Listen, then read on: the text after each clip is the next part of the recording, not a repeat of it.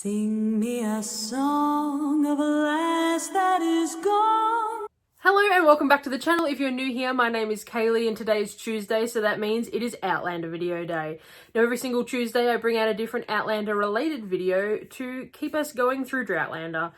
Now recently I have been doing a rerun recap of the season 1 videos, and I'm going to continue that today with the Garrison Commander episode. So if you watched last week's video, we were talking about the episode Rent, and we know that that episode ended on a cliffhanger. Tell me, madam, are you here by your own choice?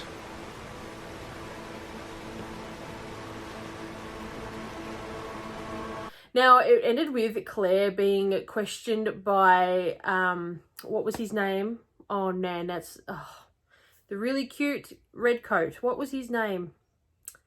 Oh, that's okay. That's going to annoy me. Please drop it in the comments. Somebody knows what I'm talking about. Anyway, we know he is questioning Claire to make sure she is safe and if she is actually in the company with Dougal of her own free will. Starting into this episode, I was so grateful that it jumped straight into Claire saying, well, no, yeah, I'm fine. Everything's all good. Move along. Unfortunately, though, we see she has to go along for some more questions. And, of course, who else is there? None other than Blackjack Randall. May they be uneventful. My lord, are you aware that at this very moment... Are we under attack, sir? We are not. What I really found different about this episode is that in comparison to especially last week's episode where there was lots of travelling around in different landscapes and different scenes and scene areas, this episode was, well, I'm going to say 80% inside the commander's room with everyone sitting around, and there was lots of dialect and less action. Now, you would think that that would make an episode boring, or, you know, you would just think, oh, well, it's not, you know, it's a bit of a dragging episode, but this episode is so well done that you don't think that at all. And you're so intrigued, and it's an intense conversation happening within the different areas of the conversation. So of course you have Dougal and the commander, and they're at loggerheads, and then of course we have Blackjack coming in, and you know that there's tension, but then you get to see Claire have a little bit of a kickback while the other commanders are there.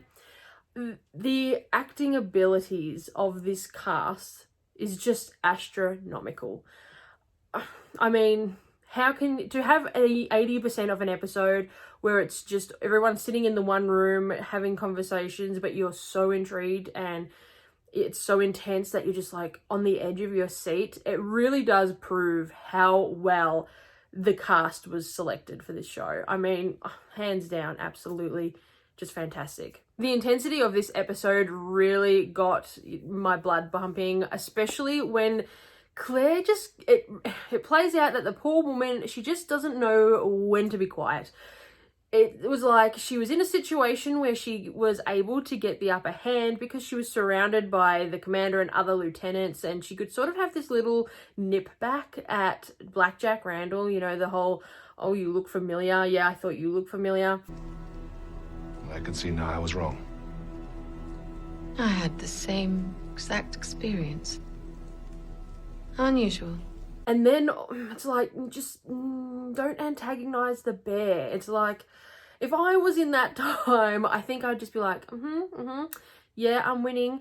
No comment, no antagonizing, no anything. I mean, obviously that's not who Claire Fraser is, or at this point, Claire Beecham, because Claire Randall, you know, that's not who Claire is. Her personality is the strong-headed, strong-willed, just amazing woman, but just on occasion I just want to scream, shush, don't say any more, it's going to make it bad for you. And of course that's what happens, and you know, she is left alone with Blackjack Randall. It's like, oh no, you upset him earlier, oh this is not going to be good. You have my deepest gratitude. Of course, it's during his private conversation with Claire that we really get a true understanding of how just evil Captain Randall is. He explains as he's giving the lashes to Jamie how much he was enjoying it and how he wanted to like pace himself for him, like so he could enjoy the experience. You really do get an understanding of how sick and twisted he really is. Alongside with him getting the other lieutenant to kick Claire when she was down. I mean, it really does just... It puts it into play how sick and twisted he is. And I love that we do really start to get that. We get to see, okay, he's not just evil, he's really, truly sick and twisted. Try to work on a blank canvas. Makes one more able to mark the progress of the damage inflicted. And the thought of the whip coming down across that pitiful raw flesh made my stomach flutter and my legs shake. Luckily for Claire though, Dougal is just downstairs and comes up and runs in for the rescue. Now at this point I was still hesitant. Do I love Dougal? Do I not love Dougal? Do I trust him? Do I not trust him? But when he comes in and saves Claire, man, I love him. Absolutely, the Dougal for the win. He comes in, very much asserts that no, this situation is not going to be continuing, and rescues Claire. I don't recall requesting your presence. We can also see though how smart Dougal is and why he is in fact the war chief. Obviously, Dougal knew. He knew that something was going to go down in the situation with Claire.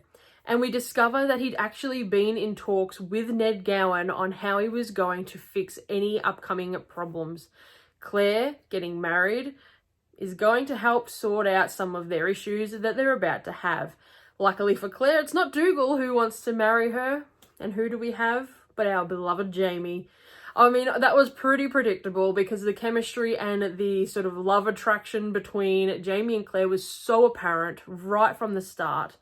I mean, there was just no questions in my mind. As soon as marriage was up in the discussion realm, who else was it going to be? That I just, you know, it was always going to be Jamie. And that means that our wedding episode is coming up. And I mean, if that's not one of the best episodes on TV, I don't know. When we do that episode, man, there's just going to be lots of just wows.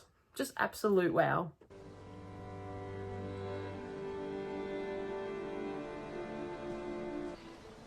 I reckon one of us should ken what they're doing. So I've done this video a little bit differently today by adding in the scenes that I'm currently talking about. I hope that's something that you guys enjoy. I mean, look, who doesn't like getting snippets of Outlander throughout any sort of video? I mean, that's why we're all here, to talk about Outlander. But I hope that's something that you guys have enjoyed, and I will continue to do that and in all videos in the future. If there is something about Outlander you would like me to sit here and talk about or research to talk about with you guys, I'm more than happy to do that. Just drop any video suggestions down below. We're finally out of lockdown, so I am allowed to go outside of my home. I'm so excited. So we might do some vlogging later in the week for those that are interested in seeing Australia and my little hometown, because I can go outside and enjoy the fresh air. So excited about that. But that is it for this episode, and I hope you are having a fantastic week. I will see you next Tuesday for another Outlander video. So stay safe, guys, and enjoy your week. Bye. Sing me a song of a lass that is gone.